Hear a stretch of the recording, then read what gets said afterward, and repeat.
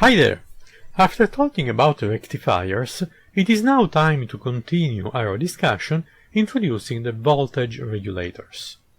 Voltage regulators are designed to provide a stable value of the voltage to power up any electronic device.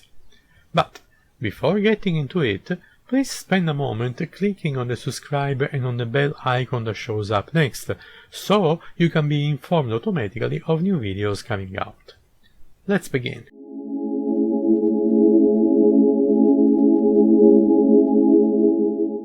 Hi there, before getting into the details of this tutorial, it is time to hold on my promise of a big announcement.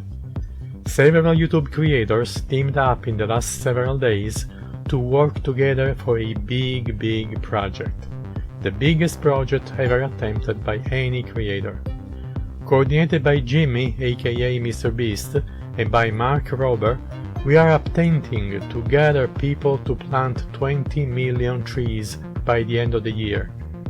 We are doing so by teaming up with the Arbor Day Foundation, a non-profit, non-governmental organization. They agreed to plant a tree for every dollar they receive in donations coming from this huge effort. If every one of us can donate even just $1, we can definitively make it. Let's show to the world the power of the internet in making good things happen. Go to teamtree.org and make the donation from there. I already made my donation, but I am additionally pledging to give to the cause every single dollar that I will obtain from the donations to my channel made through my page on patreon.com. All the links are in the video description below. Let's show to the world that we care about Earth, that we can make a difference by working against climate change and global warming. Each tree we plant will be able to absorb part of the carbon that we humans are throwing into the atmosphere each and every day. Each tree will contribute for a better world for the future generations. Please help us and yourself achieve this goal. We need you.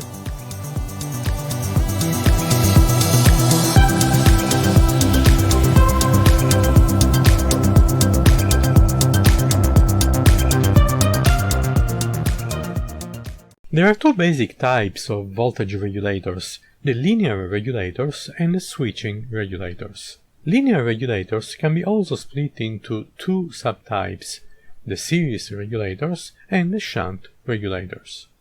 Similarly, we have three major types of switching regulators, the step-up regulators, also known as boost regulators, the step-down regulators, also known as buck regulators, and finally the inverters, which are in a category on their own. Let's examine all these types one by one. As we said already, linear regulators can be divided into two subcategories, the series regulators and the shunt regulators. Series regulators are those that have an active element in series with the load that acts as a resistor that changes the value depending on the amount of current requested by the load and on the input voltage. These active elements are usually controlled by a negative feedback loop device which senses the changes in the output voltage and compensates these changes, acting appropriately on the active element. So, when the output voltage tends to diminish, they make the resistance of the active element to reduce, so the voltage drop diminishes and the voltage on the load comes back up. When the voltage on the load instead tends to increase, the feedback loop makes the resistance of the active element to increase, so that the voltage drop increases and the voltage on the load diminishes. Shunt regulators are those that have the active element in parallel with the load. These regulators have a fixed resistor in series with the load. Then, the active element generates a current that produces a voltage drop on the resistor, so that the output voltage has a certain value. When a load is applied that absorbs a certain amount of current, the active element starts absorbing less current to compensate, and to keep the voltage drop on the resistor unchanged. Normally, shunt regulators waste a lot of energy on the resistor, so they are primarily used only for very low output currents. They find their place in reference voltages for both measurements instruments and for series regulators. An example of shunt regulator is the Zener diode, which can be put in parallel to the load and causes a controlled voltage drop on the series resistor, so that the voltage on the load is kept constant. When more current is requested by a shunt regulator, a transistor can be used instead, and the Zener diode is used to control the low base current on the transistor. Series regulators are more common and are usually made using a power transistor or a MOSFET as the active element. Then, a Zener diode can be used to provide a reference voltage, and another transistor is used to provide the feedback loop. The one in the picture is obviously just an example. Voltage regulators can be made more complicated to increase the gain of the feedback loop, and therefore making them more precise and fast to correct changes in the output voltage. For example, in this picture, I used an operational amplifier in the feedback loop. Series regulators are so common that they are created as integrated circuits. The mu-A78XX and mu-A79XX series are a classical example of positive and negative regulators. A positive regulator is one that provides regulation of a positive voltage with respect to the ground, while a negative regulator provides a negative voltage with respect to the ground. Pros for using a linear regulator are a fast response time and a negligible ripple and noise at the output. Cons are the low efficiency, because a lot of power is lost on the active element, since it acts as a resistor. Then they occupy a large space, because of the heat sinks that must be used to dissipate all the heat from the wasted power. And finally, the voltage can be only decreased, never increased from the input value. Switching regulators use a totally different principle than the linear regulators. They are based on the capability of inductors to store and release energy in the form of a magnetic field and current. In principle, a step-up or boost switching regulator is made with a solenoid in series to the load, with a diode in between that forces only the voltage of the required polarity to go through. On the other side of the diode, directly in parallel with the load, there is a capacitor that is used to keep the output voltage at a constant value. A switch between the inductor and ground is used to charge the inductor when the switch is closed, and to discharge it over the capacitor and the load when it gets open. The faster the switch is operated, the more constant the voltage will be at the output. Switches are usually made with transistors or MOSFET that work in saturation region, and even if a lot of current goes through them, the power loss is minimal. However, because of the high frequency switching, sometimes in the order of several kilohertz or hundreds of kilohertz, the output is usually affected by a lot of RF noise. A step-down or buck regulator uses an inductor directly in series with the load, and the usual capacitor in parallel to the load makes sure that the voltage is kept constant. Again, a switch is used to charge and discharge the inductor, but this time the switch is in series to the inductor. Also, a diode is put in such a way that when the switch is open, the counter-electromotive force generated by the inductor is used to charge the capacitor with the appropriate polarity. So, when the switch is closed, current goes to the inductor and charges the capacitor while powering the load at the same time. When the switch gets open, the inductor generates a counter-electromotive force to sustain the current that otherwise would stop flowing. This current, generated by the inductor, keeps powering the load and charging the capacitor. Once the inductor is discharged, the capacitor keeps providing the voltage to the load until the switch is closed again. Similarly to the case of the boost regulator, the switch is usually made with a transistor or a MOSFET, and again, since they are working in saturation, not much power is lost on them. So clearly, since there is such small power lost on both the boost and the buck regulators, they are much more efficient than the linear regulators when high currents need to be handled. Step-up and step-down regulators can be used together to provide a voltage regulation that can go both above and below the input voltage. We have seen that linear regulators are good to handle low power applications because of the considerable power loss that happens at the active element.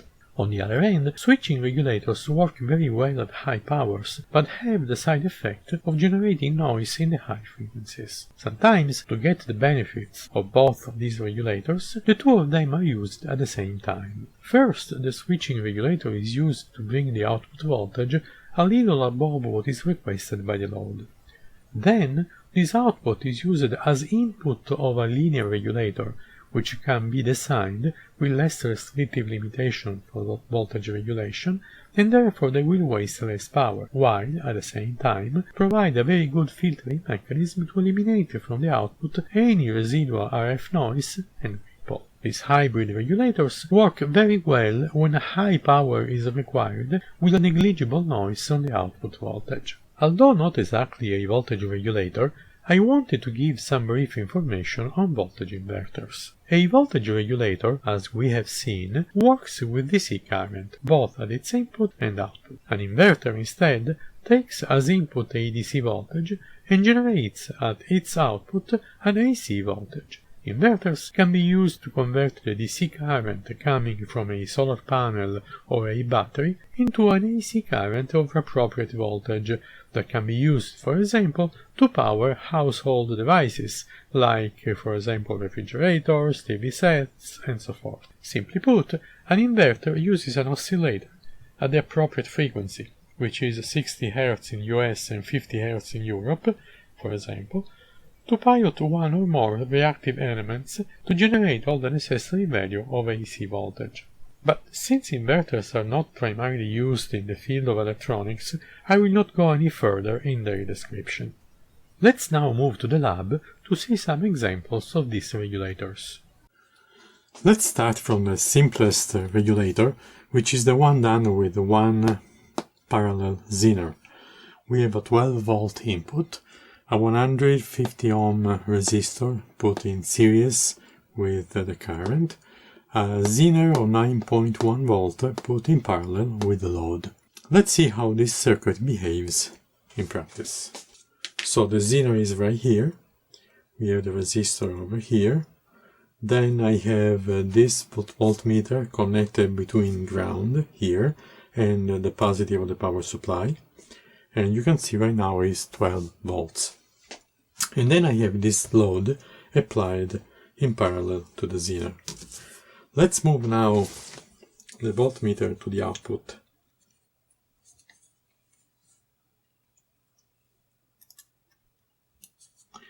As you can see, the output right now measures 9.7 volts.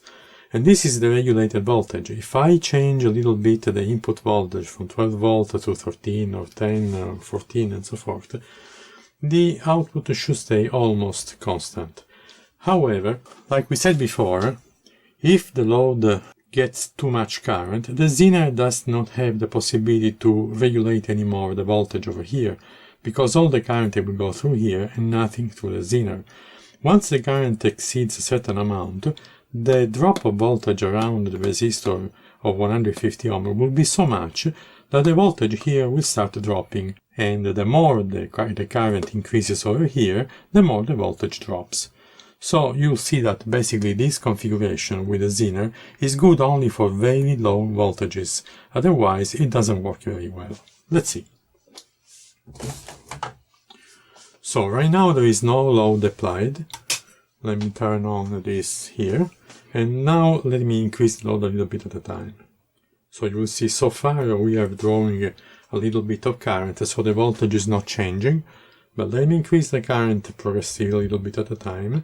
At one point here, see, the voltage at the output starts diminishing, because now the Zener is basically not conducting any more current. All the current is going to the load, so the Zener doesn't do anything anymore. Voltage keeps dropping. The more current I draw to the load, the more the voltage drops. You see now we are 8 volts, so we are definitely outside the range of the Zener. So that's for the Zener. This is a very simple case of a series regulator, which is done with the transistor TIP4U1C, which is a power transistor. you see the load is in series to the transistor connected to the emitter, while the input 12 volts is on the collector of the transistor itself. The base of the transistor is connected to a stable regulated voltage, which is given by this Zener along with this resistor. This time the resistor is much higher. The Zener doesn't need to draw too much current because the transistor needs very low current on the base. So basically the voltage on the base of the transistor will be kept constant, and therefore the voltage on the emitter will be constant too, which will be basically the value of the voltage of the base minus the 0.6 volt drop between base and emitter of the transistor. So the voltage over here will be a little less than the voltage on the Zener itself. So now we can draw much more current on the load, having a drop across the transistor, which is much smaller than the one we had before with a parallel circuit and the resistor that we had in series to the load. So let's see how this works. So right now I have the transistor over here. The base is connected to the Zener over here, and there is the resistor which is also connected to the Zener and to the base. Then the collector goes directly to the plus 12 volts, and the emitter goes to the output, where I have connected my voltmeter and my load. So as you can see right now the voltage is 8.96. Now I'll start drawing current. You will see the voltage drop, it will do that anyway, but the drop will be just of a few hundred millivolts at most, while before with the Zener alone it was in the order of the volts, so 1,000 times more. Let's see. I'm increasing the current. See, now at this point with the Zener we were drawing already about 200 millivolts less. Now we are still at 8.9. Keep going up and up and up. So now I'm drawing with a load a current that is about 20 times higher than the one that I had with the Zener alone. As you can see, the voltage has dropped only of 100 millivolts. With the Zener it would have dropped a lot. I can go even higher, you see, and there is not much change over here. So right now I'm drawing about 150 milliamps. And you see the drop is about only 0.2 volts. I could never have done that with the Zener alone. Okay, this time I wanted to show you what our integrated regulator does. This one in particular is the MU-A7812, which regulates positive current at 12 volts. So in this case I have an input of 15 volts, I have a load over here, and then just the integrated circuit in the middle. And the input connected to the 15 volts, the output giving the 12 volts to the load, and the ground, which is common. And there is nothing else, as you can see, in this circuit to act as a regulator. So let's see that now in practice. So here's the circuit, here's the regulator. See, there is a connection to the positive of the power supply, which I am now measuring at 15 volts. Then this is the output that goes over here to the load. And then on the ground we have both the load and the voltmeter connected together. So let me move now the voltmeter to the output, which you see it measures 12.3 volts. Now I'm going to start increasing the current on the load. You will see that the current on the load makes the voltage change just a tiny bit, even for large changes of current. So let's see. Okay, so this is the current that started the Zener just to misbehave. Now this is the current that started the transistor to misbehave. And you can see it's still fine. Let me increase a little bit more. Okay, now basically I tripled the current that was going to the transistor in the previous circuit. And you can see I had just a drop of 10 millivolts. So the regulation done by this integrated circuit is very, very stable and precise. And lastly, I wanted to show you an example of a switching regulator. This one is a boost regulator. The input is on these two sides and the output on these two sides. From the back you can see the arrow that describes the direction of the regulation. So the input is over here, the output is over here, and the negative side is common. As you can see, it goes all the way over here. So from this side you can see there is a capacitor on the input side, there is a capacitor on the output side, there is the inductor that is used to create the boosting effect of the voltage, and this integrated circuit is basically the one that generates the switching and produces basically that switch that we were seeing in the principal schematic. This is the diode, and this trim pot is used to change the frequency and the duty cycle of the switching so that we can change the output voltage just by changing the resistor over here. So let's connect it now and let's see how it works. So I'm gonna connect first of all on the ground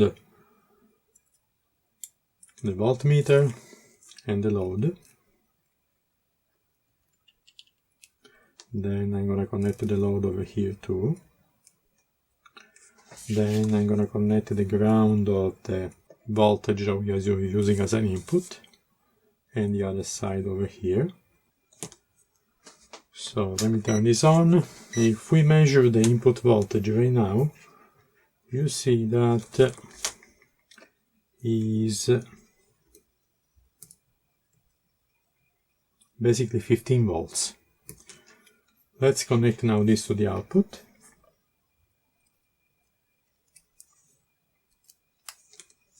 As you can see that we have 20.67 volts on the output. This is a boost converter, so we know that the output voltage is usually higher than the input voltage. So let's now make some current flow. So this is the amount of current that we had with the Zener, no effect. The amount of current that we had with transistor and also with the IC rectifier. We barely scratched the surface of the subject of voltage regulators, but I believe you now have enough knowledge to at least appreciate their usage in power supplies for electronic devices and understand why we use one type or the other. I will later post some extra information on my blog on eleneasy.com, where I will also explain how to make simple calculations to design your own power supplies. I will post a comment in this video once that article is in place. In the meantime, please give a thumbs up and subscribe to the channel if you haven't done so already, to be informed when a new video comes out. Also, if you like, you can make a small donation to help keep these videos going. I'll put the info on how to do that at the end of this video and in its description below. See you soon in the next video, and in the meantime, happy experiments!